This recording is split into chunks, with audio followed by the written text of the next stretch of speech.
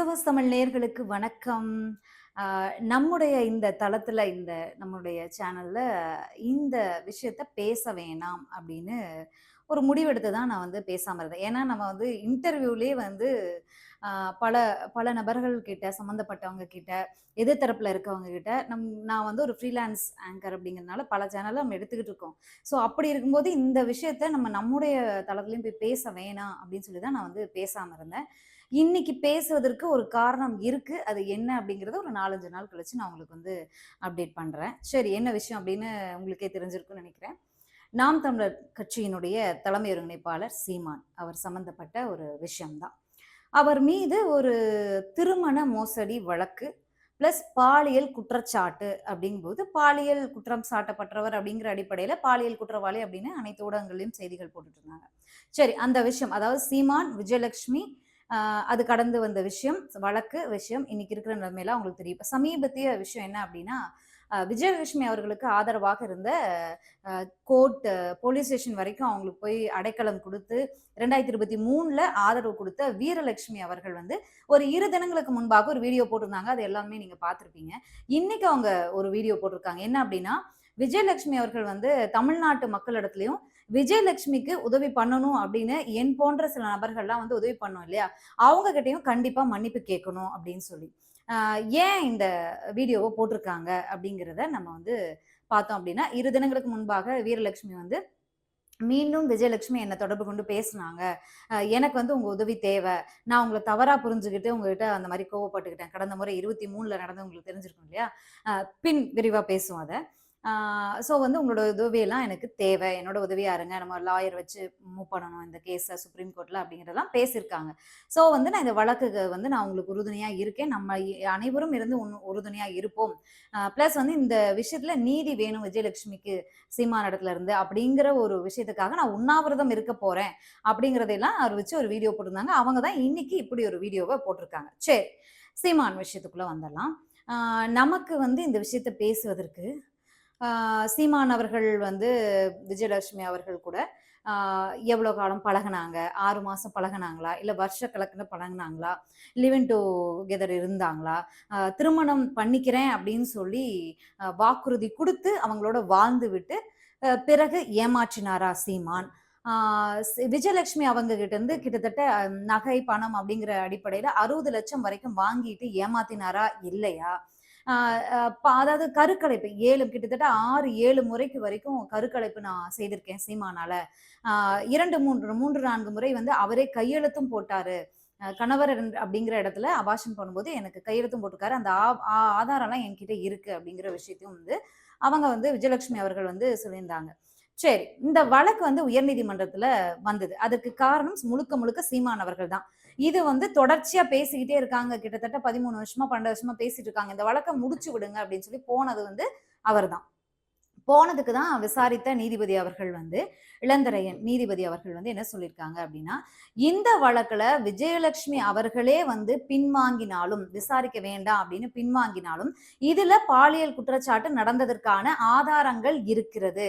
அதனால இந்த வழக்க நான் விசாரிப்பேன். காவல்துறைக்கு நான் இடக்கூடிய ஒரு ஆணை என்ன அப்படின்னா, 12 வாரங்களுக்குள்ள இந்த வழக்க விசாரிச்சு எனக்கு அறிக்கை தாக்கல் பண்ணணும் அப்படிங்கிற ஒரு உத்தரவ நீதிபதி அவர்கள் உயர்நீதிமன்றத்துல குடுக்குறாரு.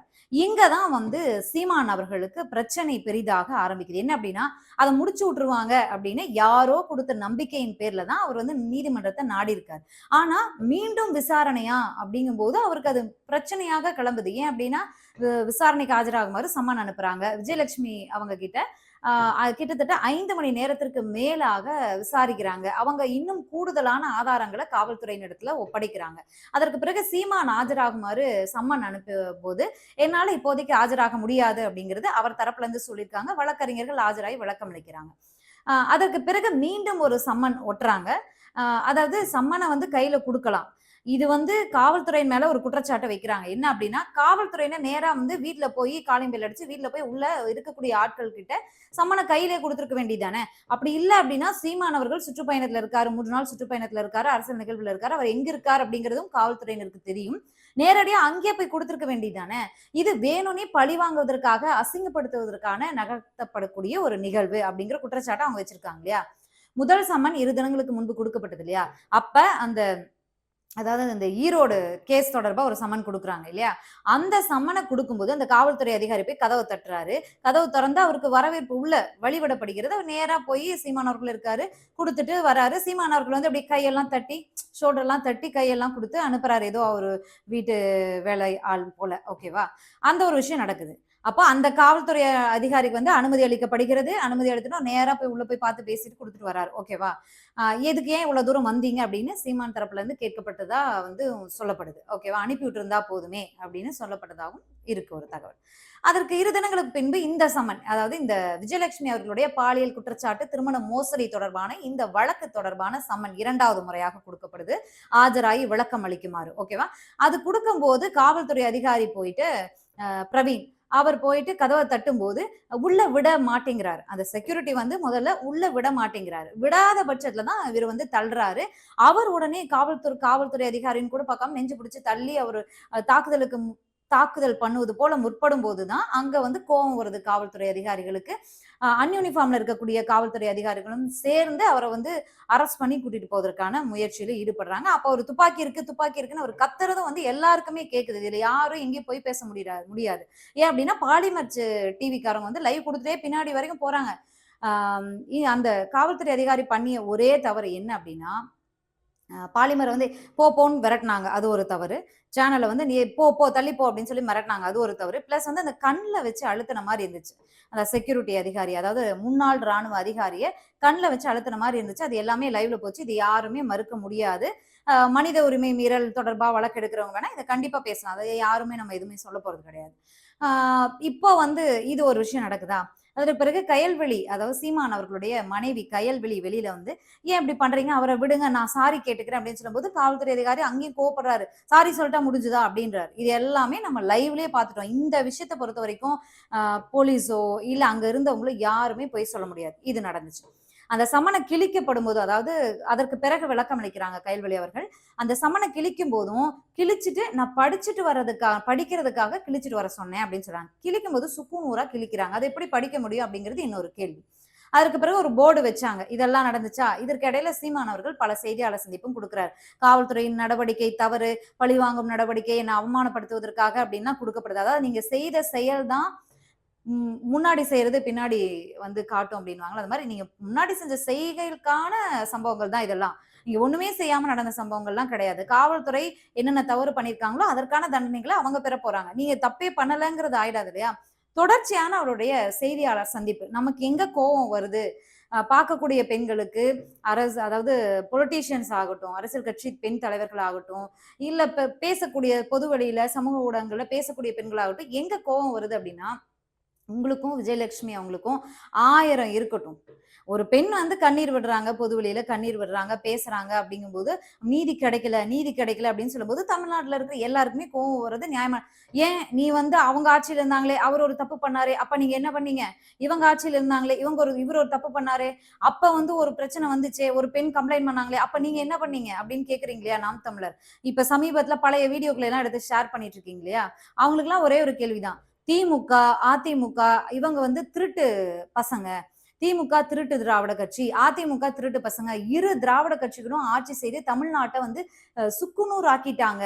அதை வந்து ஒரு சுடுகாடு போல ஆக்கிட்டாங்க. நாம் தமிழர் ஆட்சிக்கு வந்து நாங்க இதெல்லாம் மாத்த போறோம் அப்படின்னு சொன்னீங்களா இல்லையா? அப்போ திமுகவும் அதிமுகவும் ஊழல் பண்ணக்கூடிய கட்சி, சுய ஒழுக்கம் இல்லாத கட்சி நீங்க சொல்றீங்க. சுய ஒழுக்கம் இல்லாத கட்சி, அவர் அந்த காலத்துல அந்த தப்பு பண்ணாரே, இவர் இந்த காலத்துல அந்த தப்பு பண்ணாரே, அவங்க குடும்ப பிரச்சனையெல்லாம் நான் பேசினேன்னா அசிங்கமாயி போயிடும். நான் வந்து நாகரிகம் கருதி பேசாம இருக்கேன் அப்படின்னு உங்க ஒருங்கிணைப்பாளர் சீமான் அவர்களே சொல்றாரு. நான் உங்க ஒன்னே ஒண்ணுதான் நாங்க எல்லாருமே நான் என் சார்பா இருக்கக்கூடிய எல்லாருமே கேட்கறது, திமுக அதிமுக வேணான்னு மாற்று அப்படிங்கிற அந்த மாற்று பிரிவினரை ஓட்டு போட்டதுனால தானே உங்களுக்கு இவ்வளவு பெர்சன்டேஜ் ஓட்டு கிடைச்சிருக்கு. மாற்று யாருன்னு இருக்கீங்க? விஜயகாந்த் அவர்கள் பிறகு சீமான் அவர்களுக்கு அந்த ஓட் பேங்க் கிடைச்சிருக்கு. அதுதானே உங்களுக்கு கிடைச்சிருக்கு. திமுகவும் வேணாம் அதிமுகவும் வேணான்றவங்க தானே உங்களுக்கு ஓட்டு போட்டிருக்காங்க. அப்ப அவங்க பண்ணக்கூடிய தவறெல்லாம் நீங்க ஏன் பண்றீங்க? உங்க மேல ஒரு குற்றச்சாட்டை வச்சா நான் அந்த தப்பு பண்ணல அப்படின்னு நிரூபிக்க வேண்டிய இடத்துலயும், இல்ல நான் பண்ணிட்டேன், அதற்கான தீர்வை வந்து நான் பண்ணிடுறேன் அப்படிங்கிற இடத்துல தான் நீங்க இருக்கீங்க. அவன் அன்னைக்கு அது பண்ணானே, அவன் அந்த பொண்ணு அன்னைக்கு இது பண்ணானே, ஐயோ இந்த பாலியல் குற்றச்சாட்டு நடந்துச்சு, அண்ணா யூனிவர்சிட்டி குற்றச்சாட்டு நடந்துச்சு, அதிமுக ஆட்சியில குற்றச்சாட்டு நடந்துச்சு சொல்றதுக்கு நீங்க எதுக்கு? மாற்று எதுக்கு? அப்ப மாற்று தேவையில்ல. நாம் தமிழர் கட்சி அப்படிங்கிற ஒரு கட்சியே தேவையில்ல அப்படிங்கிற இடத்துல தானே வந்து நிக்கணும் நம்ம இன்னைக்கு. அந்த இடத்துக்கு தான் கொண்டு வந்து விட்டுருக்காங்க. ஓகேவா? இது ஒரு பிரச்சனை. இதையெல்லாம் தாண்டி இது இனியும் வந்து சீமான் அவர்கள் வந்து உயர்நீதிமன்றத்துல இந்த ஒரு தீர்ப்பு கொடுக்கப்பட்டது, விசாரிக்கப்பட்ட பிறகு சுப்ரீம் கோர்ட்டுக்கு போயிருக்காங்க. சுப்ரீம் கோர்ட்ல என்ன அப்படின்னா, என்ன மனு போட்டிருக்காங்க அப்படின்னா, இந்த வழக்க குவாஷ் பண்ணணும். அதாவது அரசியல் பழிவாங்கல் காரணமாக 12 வருஷமா இந்த வழக்க வந்து இழுத்துக்கிட்டு இருக்காங்க. அந்த பெண் விஜயலட்சுமி வந்து 3 முறை இதுக்கு முன்னாடி வந்து மனுவ வாபஸ் பெற்றிருக்காங்க. இன்னொரு விஷயம் என்ன அப்படின்னா, அரசியல் பழிவாங்கல் நாங்க வந்து தனிப்பட்ட முறையில வெளியில வச்சு நாங்க வந்து சுமூகமாக செட்டில்மெண்ட் பேசி முடிச்சுக்கிறோம். அதற்கிடையில இந்த வழக்கு விசாரணை எல்லாம் வந்துச்சுன்னா, அந்த சுமூக பேச்சுவார்த்தை தாவா அப்படிங்கிறது வந்து நடக்காம போயிடும், முடியாம போயிடும் இந்த பிரச்சனை. இந்த வழக்க நாங்க முடிச்சுக்கிறோம் வெளியில வச்சு அப்படின்னு ரெக்வெஸ்ட் பண்ணப்பட்டிருக்கிறது. அதை மறைத்து விட்டு இங்க வந்து அந்த வழக்கெல்லாம் நிக்காது, அது போய் குற்றச்சாட்டு அப்படின்னு பேசுவது எந்த விதத்துல நியாயமாகும்? அதாவது விஜயலட்சுமி அவர்களுக்கு உங்களை போலவே லட்சங்கள்ல கோடிகள்ல சம்பளம் வாங்கக்கூடிய நிர்நிமேஷ் அப்படிங்கிற வழக்கறிஞர் வந்து சீமான் அவர்களுக்காக சுப்ரீம் கோர்ட்ல வாதாடி இருக்காரு, அதாவது பேசியிருக்காரு. அவர் யாரு அப்படின்னா தொடர்ந்து பாஜகவினருக்கும் பாஜக ஆதரவாளர்களுக்கும் தொடர்ந்து அவங்களுடைய பிரச்சனைகளுக்கு ஆஜராகக்கூடிய வழக்கறிஞர் தான். சீமான் அவர்களுக்காகவும் ஆஜராயிருக்காங்க. அதையும் நம்ம பார்க்கணும். அப்ப அவர் ஒரு ஃபீஸே வந்து 1 மணி நேரத்துக்கு கோடிக்கணக்குல லட்சக்கணக்குல வாங்கக்கூடியவர் அவரும் உங்களுக்காக ஆஜராயிருக்காரு. அப்போ ஆப்போசிட் பார்ட்டி இருக்காங்க இல்லையா விஜயலட்சுமி, அவங்க தரப்புல இருந்து இது போன்ற ஒரு நல்ல லாயர் வாதாடி இருந்தாங்கன்னா, இந்த 1 வார காலமாக நீங்க செய்தியாளர் சந்திப்புல எல்லாம் பேசியதை இணைத்து கொடுத்திருந்தாங்கன்னா உங்க நிலைமை என்ன ஆயிருக்கும்? ஒரு பெண் ஓகே, விஜயலட்சுமி அவங்க மேல பல குற்றச்சாட்டு வச்சிருக்கீங்க. சொல்லவே கூசுற அளவுக்கான வார்த்தைகளை ஒரு அரசியல் கட்சி தலைவர் பயன்படுத்தியிருக்கிறார். அதுவும் நம்ம பின்னாடி ஒரு 10 பேர் நிக்கிறாங்க. அதாவது அந்த சீமான் அவர்கள் பின்னாடி ஒரு 10 பெண்கள் நிக்கிறாங்க. அந்த நேரத்துல வந்து இந்த மாதிரி வார்த்தைகளை பயன்படுத்துறாங்க. தமிழ்நாட்டுல ஒரு குடும்பத்துல சில விஷயங்கள் பேசுவாங்க. ஏதாவது பிரச்சனை, பெண் விஷயம் அப்படின்னா பேசும்போது, பெண் பிள்ளைகள் இருக்காங்களா? மா உள்ள போமா அப்படின்னு சொல்லுவாங்க. அந்த மாதிரி ஒரு கல்ச்சர்ல தான் வந்து நம்ம வளர்ந்தோம், வாழ்ந்துகிட்டு இருக்கோம். இன்னும் வாழுவோம். அப்படிதான் தமிழ்நாட்டுடைய கல்ச்சர் இருக்கு. ஆனா, இவரு பிரஸ் மீட்ல ஊர் உலகமே பாக்குது. அதை தாண்டி பின்னாடி 10, 15 பெண்கள் நிக்கிறாங்க. கூசாம பேசுறாரு. அந்த வார்த்தையை நான் சொல்லவே விரும்பல. குச்சுக்குள்ள உட்கார்ந்துட்டு இருக்கிற பெண்ணா நான் வந்து இது பண்ணிட்டேனா அப்படின்றாரு. அது போக 7 முறை கருக்கலைப்பு. அப்படி நான் ஒருவேளை பண்ணியிருந்தேன்னா நான் வந்து கருக்கலைப்பு சாதனையாளன் அப்படின்னு சொல்றாரு. இதெல்லாம் வந்து எந்த இடத்துல நீங்க வந்து சிரிக்கிறீங்களே, அந்த பெண்கள் என்ன சொல்றதுன்னே தெரியல. இதெல்லாம் கேட்டுட்டு எப்படி அவங்களால சிரிக்க முடியுது? உங்க அக்காவுக்கும் உங்க தங்கச்சிக்கும் இப்படி ஒரு விஷயம் நடந்திருந்தா நீங்க இப்படிதான் சிரிச்சிட்டு இருப்பீங்களா? அரசியலுக்கு எதுக்கு வரீங்க? பெண்ணாக இருக்கட்டும் இல்ல ஆணாக இருக்கட்டும், அரசியலுக்கு எதுக்கு வரீங்க? பொது வெளியில நடக்கக்கூடிய ஒரு பிரச்சனையை தட்டி கேட்க தானே அரசியலுக்கு வரீங்க? இல்ல உங்க வெற்றி பெற்று மக்களுக்கு நல்லது பண்ணணும் அப்படின்னு தானே அரசியலுக்கு வரீங்க? உங்க கட்சிக்குள்ள நடக்கக்கூடிய ஒரு பிரச்சனையே தட்டி கேட்காத நீங்க, உங்க கட்சிக்குள்ள நடக்கக்கூடிய ஒரு கட்சின்னா ஜனநாயகம் இருக்கணும், சாதி பார்க்க கூடாது, கட்டமைப்பு இருக்கணும், வெற்றிக்கான வழியை நோக்கணும், இந்த எந்த விஷயமே ஃபாலோ பண்ணாத ஒரு கட்சியில போய் இணைஞ்சுக்கிட்டு எதுக்குமே குரல் கொடுக்காத நீங்க மக்கள் பிரச்சனைக்காக குரல் கொடுக்க போறீங்களா? உங்களை நம்பி ஓட்டு போடணுமா? ஆனா நான் நினைக்கிறேன் இந்த சட்டமன்ற தேர்தல்ல இதுவரைக்கும் விழுந்த ஓட்டுகள் கூட யாருக்குமே நாம் தமிழர் கட்சியை சேர்ந்த யாருக்குமே விழக்கூடாது. அப்படி விழாம போனாதான் அவங்களுக்கு சரி நம்ம அண்ணன் பண்ண தப்புக்கெல்லாம் நம்ம வந்து கூட துணை போனோம், அதனாலதான் நம்மள மக்கள் வந்து நிராகரிக்கிறாங்க அப்படிங்கறத அவங்க உணர்வாங்க. மக்களே, இதை நீங்க முதல்ல மனசுல ஏத்துக்கணும். சரி, இதை நான் ஏன் இவ்வளோ இதுவா பேசுறேன் அப்படிங்கறத நான் கடைசியா அவங்களுக்கு வந்து நான் சொல்றேன். இந்த வீடியோ இல்ல அடுத்த வீடியோல கூட நான் உங்களுக்கு சொல்றேன். இவ்வளவு அருவருக்கத்தக்க ஒரு ஒரு ஆண் பேசுறாரு, அதுவும் ஒரு அரசியல் கட்சி தலைவர் பேசுறாரு. இதை பார்த்துக்கிட்டு சிரிக்கிறாங்க அந்த பெண்கள். இதை எந்த இடத்துல வச்சுக்கிறது அப்படிங்கிறது தெரியல. சரி, ஓகே. இதையெல்லாம் தாண்டி இந்த 7 முறை கருக்கலைப்பு இதெல்லாம் பேசுறாரு. அது சொல்ல கூட விரும்பல. அதற்கு பிறகு நீதிமன்றம் சொல்லியிருக்கு, அந்த நடைமுறையெல்லாம் நடந்துட்டு இருக்கு. இவங்க சுப்ரீம் கோர்ட்ல ட்ரை பண்றாங்க. அந்த மனுவை வந்து போட்டிருக்காங்க. அதற்கு பிறகு மனுவை விசாரணைக்கு எடுத்த அந்த அந்த டீம்லயுமே வந்து ஒரு பெண் நீதிபதியும் இருக்காங்க. இந்த வழக்கு இதெல்லாம் பார்த்துட்டு அவங்க சொல்றாங்க, சரி இவங்க வந்து வெளியிலேயே வச்சு முடிச்சுக்கிறேன்னு சொல்லியிருக்காங்க. ஸோ அதனால வந்து இது செட்டில்மெண்ட்டுக்கான பேச்சுவார்த்தையில நீங்க ஈடுபடுங்க, அதை கண்காணிக்கணும் அப்படிங்கிற ஒரு உத்தரவும் வந்து பிறப்பிச்சிருக்காங்க. அதே மாதிரி தமிழக அரசு விளக்கம் கொடுக்கவும் ஒரு உத்தரவு பிறப்பிச்சிருக்காங்க. எதிர் மனுதாரரான விஜயலட்சுமி விளக்கம் குடிக்கவும் ஒரு உத்தரவு பிறப்பிச்சிருக்காங்க.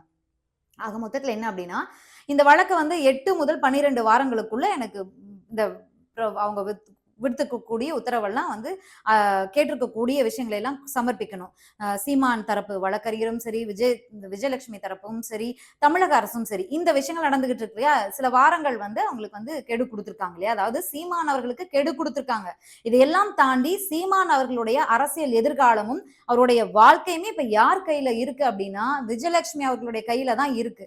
சரியா? அது ஏன் சொல்றேன் அப்படின்னா, இப்ப விஜயலட்சுமி இப்ப இருக்கக்கூடிய 2 முடிவு என்ன அப்படின்னா, விஜயலட்சுமி அவர்கள் வந்து நான் சமரச பேச்சுவார்த்தைக்கு செட்டில்மெண்ட்டுக்கு நான் உடன்படுறேன் அப்படின்னு சொல்லி ஒரு நஷ்டஈடா ஒரு அமௌண்ட் வந்து அவங்க பெற்றுக்கிட்டு இந்த வழக்கை இனி இது எது தொடர்பாகவும் நான் இனிமே பேச மாட்டேன், இந்த வழக்குல இருந்து நான் ஒதுங்கிக்கிறேன், இருவரும் இணைந்து கொஞ்ச நாட்கள் வாழ்ந்தோம் இல்ல பழகினோம், திருமணம் பண்ணுவதாக சொல்லி இவர் ஏமாற்றினார், நான் வழக்கு கொடுத்துருந்தேன், அதுக்கு பிறகு நாங்க வெளியில வச்சு இந்த பேசி தீர்த்துக்கிட்டோம், எனக்கு எனக்கு வாழ்க்கைக்கு தேர வேண்டிய ஒரு அமௌண்ட்டையும் அவர் செட்டில்மெண்டா கொடுத்துருக்காரு, நான் இனிமே பேச மாட்டேன் அப்படிங்கிற ஒரு விஷயம். அப்படி நடந்தா இந்த கேஸ் வந்து முடிச்சு வைக்கப்படும் அப்படின்னு சொல்லப்படுது வழக்கறிஞரால.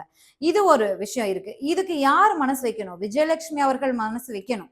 அது ஒரு விஷயம் இருக்கு. இல்ல அப்படின்னா விஜயலட்சுமி அவர்கள் வந்து இந்த வழக்கை துணிஞ்சு நடத்தணும். எனக்கு எந்த செட்டில்மெண்ட்டும் தேவையில்லை, எனக்கு நீதி தான் வேணும், நியாயம் தான் வேணும். ஒவ்வொரு வீடியோவும் போடும்போது அவங்க சொல்லுவாங்க இல்லையா, அந்த மாதிரி அவங்க நின்னாங்க அப்படின்னா மீண்டும் சீமான் அவர்களுக்கு சிக்கல் தான்.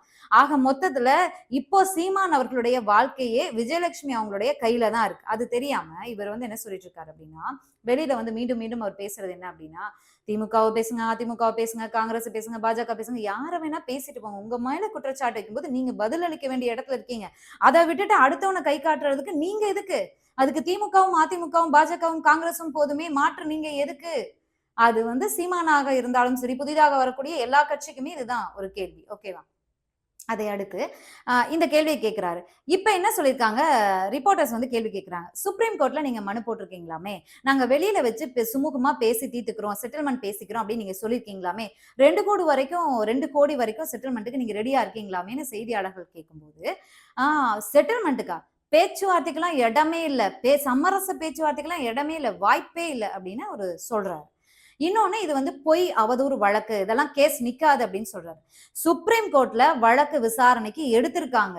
எதிர்த்தரப்பு மனுதாரரான விஜயலட்சுமி இடத்திலையும் இந்த வழக்கு தொடர்பாக தமிழக அரசும் விளக்கம் அளிக்கணும்னு கேட்டிருக்காங்க.